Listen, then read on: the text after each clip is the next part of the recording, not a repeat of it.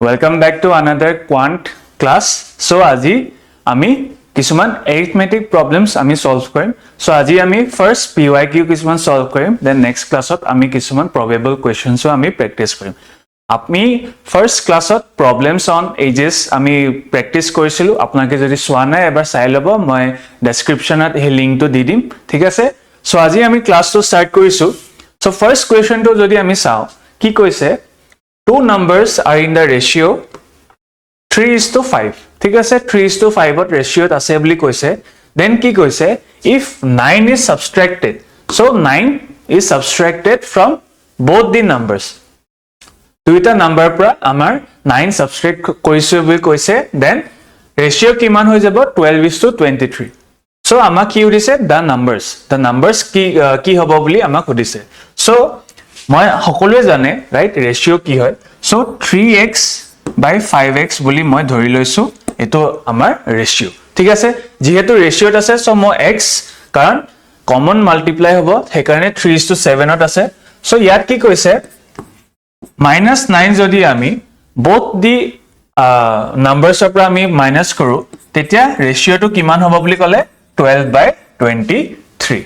Simple. এতিয়া just আমি x ৰ ভ্যালুটো উলাই দিব লাগে, তেতিয়া আমি ইয়াত পুট কৰি দিম, দেন আমাৰ নাম্বাৰ গিটা উলাই যাব. সো মই যদি এতিয়া ক্ৰস মাল্টিপ্লাই কৰি দিও, ঠিক আছে? 23 into 3, so 9, আৰু ইপিনে 69x minus 23 into 7, 9, then 9 3 is 27, ইপিনে 20, 207. Okay, then 12 or 660, then আহি গল আমাৰ 12 9s are 108. ঠিক আছে, very simple. আমি ইপিনে লৈ আহিলো 9x হৈ গল, আৰু ইপিনে যদি আমি মাইনাস প্লাস কৰি দিও, সো কি হলালে 207 মাইনাস ইপিনে 99 হলাব, ঠিক আছে? So x is equal to কিমান পাই গলো আমি? 11. ফাইন. দেন কি হম? এইটো মই 3:5 যোনটো আমাৰ ৰেশিও দিয়া আছিলে, হেতু মই যদি মাল্টিপ্লাই কৰি দিও both the numbers, so আমাৰ নাম্বাৰ উলাই যাব কি? 33 আৰু 55. So আপোনালোকে যদি এটো চাই 33/55, এটো ডেফিনেটলি কি 3:5 ৰেশিওত আছে, ৰাইট? আমি যদি 11 এ ডিভিজন কৰি দিও, দেন 3:5. 33:55 এটো আমাৰ কাৰেক্ট আনসাৰ হৈ গল. আমাৰ C is the correct answer. ঠিক আছে? Next, the odd numbers from 1 to 45. ঠিক আছে, আমাক কি উলাব দিছে? odd numbers from 1 to 45. 1 পৰা 45 লৈকে যিখিনি odd numbers আছে, ঠিক আছে, কি কৈছে? exactly divisible by 3. 3 the exactly divisible হ'ব লাগিব, ঠিক আছে? সো মানে কি বুজাইছে যে আমাৰ 3 মাল্টিপ্লাই কৰিব লাগিব, মানে 3 মাল্টিপলস হ'ব লাগিব.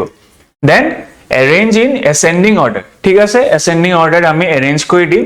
that কি কৈছে? 6 পজিশনত কোনটো নাম্বাৰ হ'ব বুলি আমাক সুধিছে, ঠিক আছে? সো 1 পৰা 45 লাগে, যেহেতু অকল odd numbers লাগে, সো আমি কি কৰিব লাগিব? even numbers বো আমি skip কৰিব লাগিব. সো even numbers বো skip কৰিব কাৰণে আমি অকল odd numbers ৰ যোনখিনি মাল্টিপ্লাই কৰিব লাগিব 3 লগত, ঠিক আছে? even খিনি আমি নকৰ, মানে 3 into 2, মানে যেহেতু 6 উলাই গৈছে, সো এটো যেহেতু odd নহয়, ৰাইট? সো আমি এই মাল্টিপ্লাইটো অকল odd numbers দিহে কৰিম, ঠিক আছে? সো ফাৰ্স্ট যদি আমি পাও 1 পৰা 3 লে, ফার্স্ট 3 আহিলে, হয়নে? দেন 9 আহিব, ওকে? দেন কি আহিব? 15, 5 জ 6 ত নাই, 7 ত আহিব, হয়নে? 8 ত নাহে, দেন 9 ত আহিব, 27. দেন 10 ত নাহিব, 11 ত আহিব, কি আহিব? 33. 12 ত নাহে, দেন 13 ত আহিব, 13 3 জ কিমান? 39. সো এইগিটা দিয়ে আমি উলাই দিব পাৰিম সকে. সো আমি যদি চাও 6 পজিশন 1 2 3 4 5 6 হৈ গল 33. So option number C, 33 is the correct answer. ঠিক আছে, বুজিলে? very easy arithmetic problems বোৰ, ঠিক আছে? খালি প্ৰ্যাকটিস কৰিব যাতে বস্তুটো ফাস্ট হৈ যাওক, ঠিক আছে? next, one writes all the numbers from 50 to 99. ঠিক আছে, 50 পৰা 99 লৈকে যিমান নাম্বাৰস আছে আমাক লিখিব কৈছে without the digits 2 আৰু 7. 2 আৰু 7 ক আমাক স্কিপ কৰিব কৈছে ঠিক আছে দেন কি কৈছে how many numbers have been written so কেটা নাম্বাৰ আমাৰ তেনেকে উলাব বুলি কৈছে 50 আৰু 99 ৰ মাজত ঠিক আছে 50 আৰু 99 ৰ মাজত so মই যদি চাও 50 আৰু 99 ৰ মাজত অকল tens লেকে আহিব ৰাইট মানে ones আৰু tens প্লেস তো হে আছে 3 ডিজিট যেহেতু নাই so ইয়াত চাও আমাৰ 50 পৰা 99 লে ইয়াত কেটা নাম্বাৰ বহিব পাৰে 50 পৰা 60 যাব ৰাইট 55 তো বহিব পাৰে হয়নে দেন 6 বহিব দেন 7 বহিব 8 বহিব দেন 9 বহিব 99 লৈকে যেহেতু দিছে বাট আমাক কন্ডিশন দিছিলে কি আমাক 7 to আমি নবহা সো মই 7 to ক্রস কৰি দিম সো ইয়াত কেটা ডিজিট আমি বহাব পাৰো 50 পৰা সো ইয়াত আমি 4টা ডিজিট আমি বহাব পাৰো হয়নে 10th প্লেসত দেন 1 প্লেসত আমি গুটেখিনি বহাব পাৰো ৰাইট 0 পৰা 9 লৈকে হয়নে জিমান গিটা ডিজিট আছে আমি গুটেইটাই ভৰাব পাৰো হয়নে সো ইয়াত টোটাল কিমান হৈ যাব 10টা বাট যেহেতু কৈছে কি 2 আৰু 7 এই দুটা আমি নভৰাও সো আমি -2 কৰি দিম ইয়াত কেটা ওলাবলে 8 সো কেটা নাম্বাৰ ওলাব 8 into 4 32 সো ইমান গিটা ডিজিটস without 2 and 7 বহাই 50 পৰা 99 লে আমাৰ 32 টা ডিজিট হ'ব সো আমাৰ অপচন কি হৈ যাব অপচন নম্বৰ 8 32 ঠিক আছে নেক্সট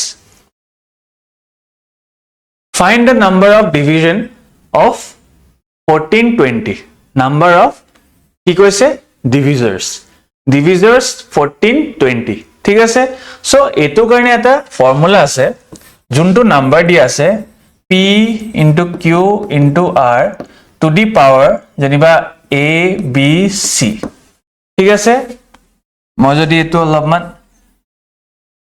কালাৰটো মই চেঞ্জ কৰি দিছো so n so যোনটো নাম্বাৰ ঠিক আছে p a into q b into r c এটো ফৰমেটত যদি আমি লৈ আহো so divisors তো কাৰণে এটা ফৰ্মুলা আছে a plus 1 into b plus 1 then c plus 1 ঠিক আছে এই গিটা হৈ গল a b c মানে কি কৈছে পাৱাৰ ঠিক আছে সো মই যদি চাও 1420 এটো যদি মই এটো ফৰমেটত লৈ যাব লাগে আপোনাকে কুইকলি ভাবিব কি 42 into 10 ঠিক আছে সো 10 to আমি 2 into 5 কৰিব পাৰো হয়নে দেন 142 to আমি যদি এলসিএম তো লাও দেন কি ওলাব 7 1 সো 2 into 71 আমাৰ 142 পৰা ওলালে আৰু 10 ৰ পৰা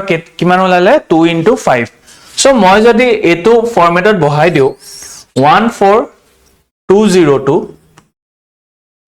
142 কাৰণে আমি কি পালো 2 into 71 দেন কি হল আমাৰ 10 ৰ কাৰণে কি পাই গলো 2 into 5 সো 2 স্কয়াৰ হৈ যাব 5 আৰু এপিনে 71 হয়নে সো এটো ফৰমেটত বহি গল pq r যোনগিটা পাৱাৰ আছিল ঠিক আছে এটো ফৰমেটত বহি গল আমি যদি এতিয়া জাস্ট যোনগিটা পাৱাৰ আছে 2 এপিনে 1 আৰু এপিনে 1 হয়নে ঠিক আছে সো এইগিটা যদি মই এই ফৰ্মুলাটোত বহাই দিও সো আমি পাই যাম number of ডিভিজৰ্স so 2 plus 1 into 1 plus 1 আৰু এপিনে c কিমান আছে 1 plus 1 পাৱাৰ কিটা সো ইয়াত 3 হৈ গল ইয়াত 2 হৈ গল আৰু ইয়াত 2 হৈ গল so 12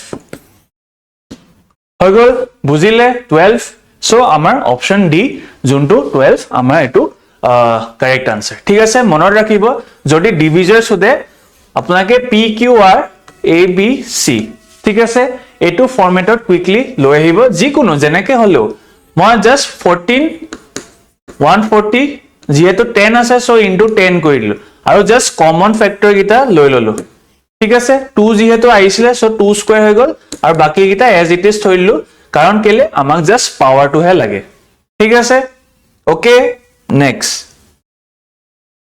next question to very interesting questions etu bahut common aise thik ase etu practice koribo there is a provision of food in the barrack for 1200 soldier. ঠিক আছে, এটা বাৰাকত কিমান আছে ফুড 1200 সোলজাৰ্ছৰ কাৰণে খানা আছে বুলি কৈছে for কিমান 60 days 60 daysৰ কাৰণে খানা আছে বুলি কৈছে after 15 days 15 দিনৰ পিছত কি হ'ল 200টা soldiers 200 soldier leave the barrack so barrackটো এৰি গুচি গ'ল তো ইয়াত কৈছে the remaining food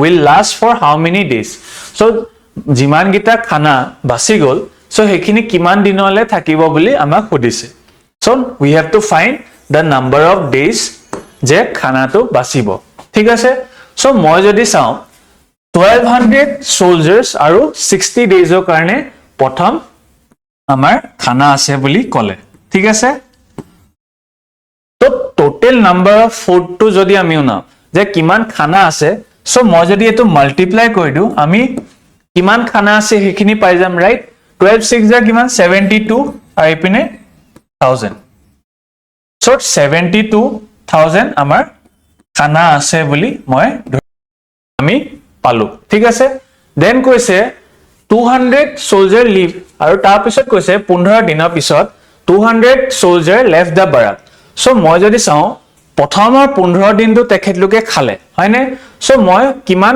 15 দিনৰ কিমানখিনি খানা আমাৰ হেক হল বুলি যদি চাও 1200 into 15 যদি কৰি দিও আমি কিমান পাম 18000 আমাৰ ফুড হে 15 দিনত খাই দিলে বুলি আমি গম পালেম ঠিক আছে আৰু মই যদি মাইনাস কৰি দিও so remaining food আমি পাই যাম হয়নে বাকি গিদিনৰ কাৰণে কিমান ৰিমেইন হৈ আছে আমি হেতু পাই যাম ঠিক আছে so ইয়াত যদি চাও 12 আইপিনে 54000 আমাৰ খানা এতিয়া বৰ্তমান বাছি আছে ঠিক আছে ওকে so যেহেতু এতিয়া 1200 পৰা 200 soldiers গুছি গল so কি হৈ যাব আমাৰ এতিয়া বৰ্তমান কিমান আছে soldiers 15 দিনৰ পিছত 1000 হয়নে 1000 soldiers আছে আৰু 54000 আমাৰ ফুড আমাৰ বাকি আছে so number of days so কিমান দিনৰ কাৰণে থাকিব যদি চাও এটো জাস্ট ডিভিজন কৰি দিলে হল যে 54000 divided by 1000 যদি কৰো so number of days আমি পাই যাম কিমান দিনৰ কাৰণে খানাটো বাছি আছে so 54 days so আমাৰ অপশন সি যোনটো 54 days হিমানখিনি কাৰণে আমাৰ হে খানাটো বাছি আছে আফটাৰ 15 দিনৰ পিছত যেতিয়া 200 soldiers আমাৰ গুছি গল ঠিক আছে okay if a number is subtracted from the square of its one half the result is 48 ঠিক আছে মই যদি x বুলি ধৰি লৈছো ঠিক আছে x by 2 square minus x is equal to 48 ঠিক আছে এটো ইকুয়েশন হৈ গল so মই যদি এটো সিম্পলিফাই কৰি দিও ঠিক আছে then x square minus 4x is equal to মই 4 to ইপিনে লৈ গলো 192 okay then x square minus 4x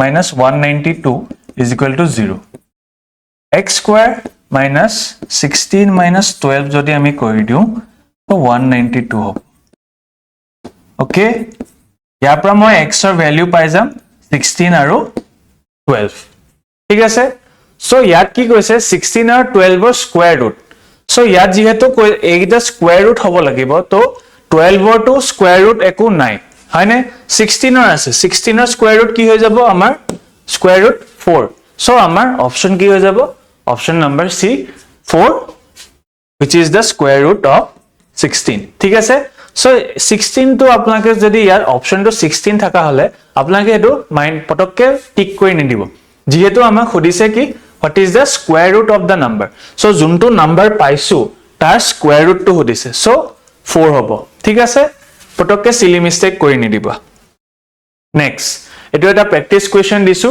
ঠিক আছে if the sum of square of two consecutive positive integer is 421 find the larger number ঠিক আছে এটো এটা প্ৰ্যাকটিস কোৱেশ্চন দিছো আপোনাকে এবাৰ ট্ৰাই কৰিব আৰু আমাক এই অপচনটো কমেন্ট সেকশনত জনাব ঠিক আছে আৰু আমাৰ জেডাবলে যোনটো গুৱাহাটী হাই কোৰ্টৰ আমাৰ মক টেষ্ট সিৰিজ আৰম্ভ হৈ গল সো 7th আমাৰ ডিসেম্বৰত এটো লঞ্চ কৰা হৈছিল আৰু বৰ্তমান এইটো কি এটা আৰ্লি বাৰ অফাৰো চলি আছে তো আপোনালোকে যদি সেইখিনি এভেইল কৰিব বিচাৰে আমাৰ এই কন্টেক্ট ডিটেইলছটো অলৰেডি দিয়া আছে তাৰ লগতে কুপন কোডটো দিয়া হ'ব ঠিক আছে আপোনালোকে যদি ফ্ৰী টেষ্টটো এভেইল কৰে এতিয়াও সেই 7 ডিসেম্বৰ যোনটো হৈ গৈছে হেতু আপোনালোকে এতিয়াও সেই টেষ্টটো আপোনালোকে এটেম্প কৰিব পাৰে আৰু 25 জানুৱাৰী ঠিক আছে তাতিয়াও এটা আমাৰ অল আসাম মক টেষ্ট ফ্ৰী হ'ব সো হেতুটো আপোনালোকে এটেম্প কৰিব পাৰিব ঠিক আছে সো আজিলৈ ইয়াতে শেষ কৰিছো থ্যাংক ইউ